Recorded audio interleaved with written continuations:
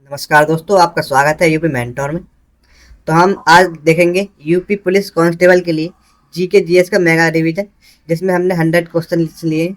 तो चलिए देखते हैं। ये वन लाइनर क्वेश्चन है, जिसमें आपका 10 मिनट में अच्छा रिवीजन हो जाएगा। तो चलिए शुरू करते हैं। वीडियो को लाइक कर दीजिए और चैनल को सब्सक्राइब कर लीजिए। तो देखते हैं, नोएडा उत्तर प्रदेश के किस जिले के अंतर्गत आता है? तो ये गौतम बुद्ध नगर के अंतर्गत आता है। ठीक है।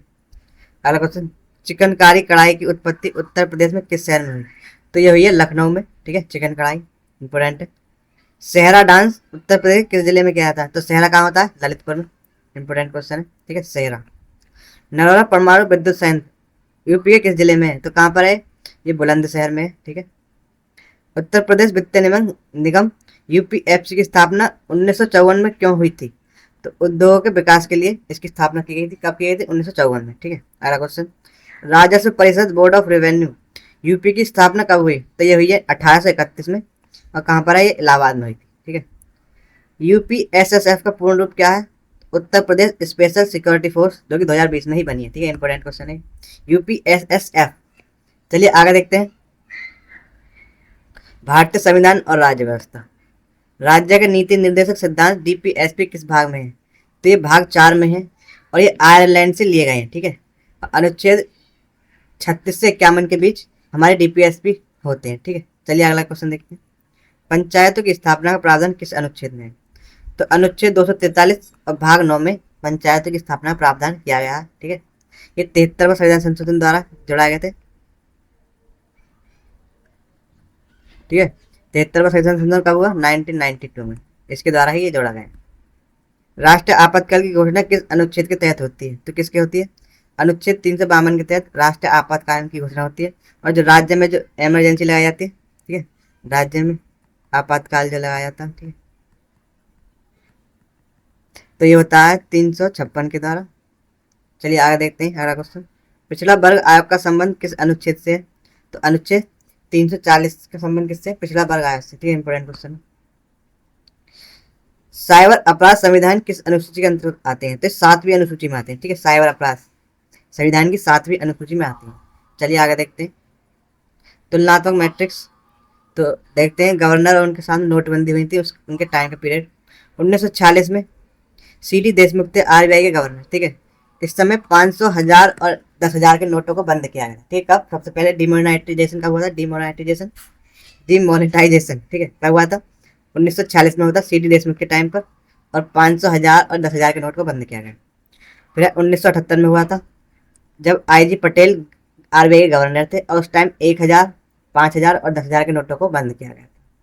फिर लास्ट बार हुआ है 2016 में, उर्जित पटेल के टाइम पर। ठीक है। इस टाइम 500 और 1000 के नोटों को बंद कर दिया गया था। ठीक है, जिसकी अंतिम तिथि क्या थी? 30 दिसंबर 2016, 500 नोटों को चलाने की। ठीक है। अगला क्वेश्चन देखते हैं। अर्थव्यवस्था और योजनाएं, एनपीए का पूर्ण रूप क्या है? तो नॉन परफॉर्मिंग एसेट्स, गैर निष्पादित संपत्तियां। ठीक है, इसका फुल वो है पूर्ण रूप। ये 90 दिन के लिए होती है। ठीक है। अगला क्वेश्चन, डब्ल्यूपीआई का पूर्ण रूप क्या है? तो होलसेल प्राइस इंडेक्स, मतलब थोक मूल्य सूचकांक, डब्ल्यूपीआई का पूर्ण रूप है। इंपोर्टेंट है ये भी। किसान क्रेडिट कार्ड केसीसी योजना कब पेश की गई? तो ये अगस्त 1998 में आई थी। ठीक है। इसमें क्या है? बिना किसी गारंटी के 4% ब्याज पर 5 लाख तक का किसानों को ऋण मिल सकता है। ठीक है, कितना? 5 लाख तक। स्टार्टअप इंडिया पहल की शुरुआत कब हुई है? तो ये 16 जनवरी 2016 को। ठीक है। अगला क्वेश्चन देखेंगे। प्रधानमंत्री जन धन योजना को औपचारिक रूप से कब लागू किया गया? तो 28 अगस्त 2014 को प्रधानमंत्री जन धन योजना को औपचारिक रूप से लागू किया गया था। ठीक है, इंपॉर्टेंट क्वेश्चन। मिश्रित अर्थव्यवस्था क्या है? तो जहां निजी क्षेत्र और सरकार दोनों मिलकर काम करें, जैसे कि भारत। ठीक है, ये इसे क्या कहते हैं? निजी अर्थव्यवस्था कहा जाती है। अगला क्वेश्चन देखेंगे। उत्तर एवं सेवा कर, वो वस्तु एवं सेवा कर, जीएसटी। जीएसटी किस संविधान संशोधन के तहत लाया गया? तो 101वां संविधान संशोधन, अनुच्छेद 279 ए में लाया गया। ठीक है, इंपोर्टेंट है। जीएसटी भारत में कब लागू किया गया? तो 1 जुलाई 2017 को जीएसटी लागू किया गया था। ठीक है, इंपोर्टेंट क्वेश्चन। विश्व में सबसे पहले जीएसटी किस देश में लागू हुआ? तो ये हुआ फ्रांस में। ठीक है। अगला क्वेश्चन देखेंगे। जीएसटी में कितने प्रकार के कर होते हैं? तो 4 प्रकार के होते हैं। सीजीएसटी, एसजीएसटी, आईजीएसटी और यूटी जीएसटी। इंपोर्टेंट है क्वेश्चन। ठीक है। कितने होते हैं? 4 प्रकार के टैक्स, CGST, CSI और UT, ठीक है। GST किस प्रकार का है? तो एक अप्रत्यक्ष कर है, इनडायरेक्ट टैक्स। अगला क्वेश्चन, सामान्य GST पोर्टल की वेबसाइट क्या है? तो www.gst.gov.in है, ठीक है। चलिए आगे देखते हैं। भारत और विश्व भूगोल। प्रायद्वीपीय भारत की सबसे लंबी नदी कौन सी है? तो कौन सी है? तो प्रायद्वीपीय भारत की है गोदावरी। अगला क्वेश्चन देखते हैं, दक्षिण भारत की सबसे ऊंची चोटी कौन सी है? तो है अन्नामलाई, ठीक है, जो कि केरल और तमिलनाडु में आती है। और अन्नामलाई और नीलगिरी कहाँ पर है? ये अन्नामलाई और नीलगिरी यहीं पर मिलती है, ठीक है। कहाँ पर? दक्षिण भारत में। अगला क्वेश्चन, ब्लू माउंटेन किस पर्वत को कहा जाता है? तो नीलगिरी, जो कि तमिलनाडु में, इसको ही हम ब्लू माउंटेन कहते हैं। और फंगपुर मिजोरम, इन दोनों को ब्लू माउंटेन कहा जाता है, ठीक है। इंपॉर्टेंट क्वेश्चन है। भारत में सबसे कम लिंगानुपात 2011 वाला राज्य कौन सा है? तो वह हरियाणा, जिसका है 879, इसका लिंगानुपात है, ठीक है, हरियाणा का। क्षेत्रफल की दृष्टि से विश्व का सबसे बड़ा देश कौन सा है? तो यह है रूस, ठीक है। अगला क्वेश्चन देखते हैं, विश्व का एकमात्र तैरता हुआ राष्ट्रीय उद्यान कौन सा है? तो यह है केबुल लामजाओ, ठीक है, तैरता हुआ राष्ट्रीय उद्यान, जो कि कहाँ पर है? मणिपुर में। और ये लोकटक झील में है, ठीक है। चलिए आगे बढ़ते हैं। वीडियो पसंद आ रही तो लाइक कर देना, वीडियो को, चैनल को सब्सक्राइब भी कर देना। अब देखते हैं महत्वपूर्ण अंतर्राष्ट्रीय सीमाएं। सीगफील्ड लाइन या मैजिनोर लाइन, ये किसके बीच है? तो ये फ्रांस और जर्मनी के बीच में, ठीक है, याद रखना इंपॉर्टेंट है, इस तरह के सवाल पूछे जा रहे हैं।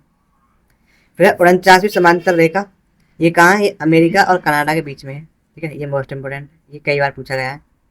फिर 38वीं समांतर रेखा, तो ये उत्तरी कोरिया और दक्षिण कोरिया के बीच में, ठीक है, ऐसे याद रखना। 36 का आंकड़ा इनमें, और हमने 2 बढ़ा दिए तो 38 हो गई, ठीक है, उत्तरी और दक्षिण कोरिया में। रेड क्लिफ लाइन, भारत और पाकिस्तान के बीच में। पाक जल संधि, तो भारत और श्रीलंका के बीच में, ठीक है, इंपॉर्टेंट है, कई बार पूछिए। तो चलिए आगे देखते हैं और क्वेश्चन। अब देखेंगे इतिहास और प्रमुख पुस्तकें। बुनियादी शिक्षा, बेसिक एजुकेशन कब आई थी? 1937 में। इसका विचार सबसे पहले किसने दिया था? तो वो थे महात्मा गांधी ने, ठीक है। और इसके अध्यक्ष कौन थे? तो अध्यक्ष थे जाकिर हुसैन साहब, ठीक है, जाकिर हुसैन बेसिक शिक्षा के अध्यक्ष थे। 1922 में असहयोग आंदोलन क्यों स्थगित किया गया? तो चोरी चोरा घटना के कारण 1922 में असहयोग आंदोलन को स्थगित कर दिया गया था, 4 या 5 फरवरी के का 4 या 5 फरवरी में। इंडिया विंस फ्रीडम किसकी आत्मकथा है? तो हमारे अब्दुल कलाम आज़ाद की है, जो पहले शिक्षा मंत्री रहे, ठीक है। India wins freedom. अगला क्वेश्चन देखेंगे, प्रसिद्ध उपन्यास गोदान के लेखक कौन है? तो यह मुंशी प्रेमचंद। इनका असली नाम क्या था? गणपत राय था। आयुर्वेद का विज्ञान किस प्राचीन ग्रंथ को कहा जाता है? तो चरक संहिता को क्या कहते हैं? आयुर्वेद का विज्ञान कहते हैं। संगीत, नृत्य और नाटक पर विस्तृत प्राचीन ग्रंथ कौन सा है? तो यह नाट्यशास्त्र, जो कि भरत मुनि द्वारा लिखा गया है, ठीक है। चलिए आगे देखते हैं, विज्ञान और पर्यावरण से जुड़े क्वेश्चन देखेंगे अब। महासागरीय अम्लीकरण का प्राथमिक कारण क्या है? तो समुद्री जल द्वारा CO2 कार्बन डाइऑक्साइड का अवशोषण करना, ठीक है, इंपॉर्टेंट क्वेश्चन है। अम्लीय वर्षा एसिड रेन के लिए मुख्य रूप से कौन जिम्मेदार है? तो वह सल्फर डाइऑक्साइड CO2, ठीक है। पेनिसिलिन की खोज 1928 में किसने की थी? तो वो थे अलेक्जेंडर फ्लेमिंग, ठीक है। अब देखते हैं आगे, रेडियो एक्टिविटी की खोज का श्रेय किसे जाता है? रेडियो एक्टिविटी, तो ये थे हेनरी बेकेरेल, ठीक है, हेनरी बेकेरेल ने रेडियो एक्टिविटी की खोज की थी। अब आगे देखते हैं, मानव शरीर का सबसे कठोर पदार्थ कौन सा है? तो ये होता है दांत का एनेमल, टूथ एनेमल सबसे ज़्यादा कठोर होता है, ये कंक्रीट से भी ज़्यादा कठोर होता है, ठीक है। पालक में कौन सा अम्ल मौजूद है? तो ऑक्जेलिक अम्ल होता है पालक में, ठीक है। बर्फ पर नमक डालने से बर्फ क्यों पिघलता है? क्यों नहीं पिघलती? क्योंकि पानी में हिमांक बिंदु को कम कर देता है, ठीक है, तो बर्फ नहीं पिघलती, या नहीं और लगा लेना। चलिए आगे देखते हैं, कंप्यूटर और साइबर सुरक्षा। इंटरनेट से आने वाले डेटा को फिल्टर करने वाला प्रोग्राम क्या है? तो फायरवॉल, ठीक है, ये PYQ में पूछे गए, ठीक है, इंपॉर्टेंट है। आगे देखते हैं, संवेदनशील जानकारी चुराने के लिए व्यक्ति को धोखा देने वाले अपराध को क्या कहते हैं? तो इसे हम फिशिंग कहते हैं, ठीक है, फिशिंग कहते हैं इसे। अगला क्वेश्चन देखते हैं, जब कोई सिस्टम वायरस से संक्रमित होता है तो उस हमले को क्या कहते हैं? तो हम उसे मालवेयर कहते हैं, ठीक है, मालवेयर। साइबर सुरक्षा के लिए भारत की जिम्मेदार संस्था कौन सी है? तो वह CERN-in, ठीक है, CERN.in।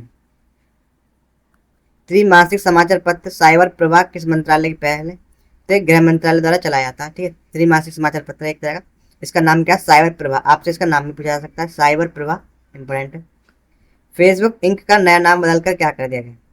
तो इसका नाम मेटा कर दिया गया है, ठीक है, इंपॉर्टेंट। अब देखते हैं हम महत्वपूर्ण देश, राजधानी और मुद्राएं।